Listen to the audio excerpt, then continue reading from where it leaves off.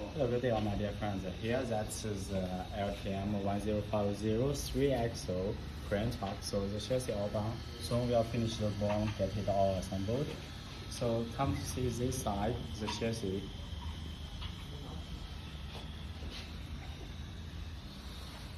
So 3XO is always all CNC axles, steel gears.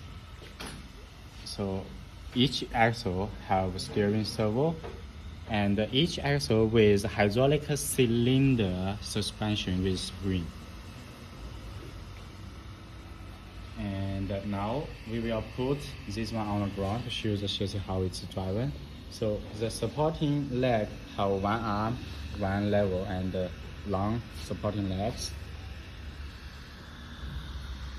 Now here this side, that's for the pump, and the other side, from right side, that's 3-well block. Let's put it on the ground.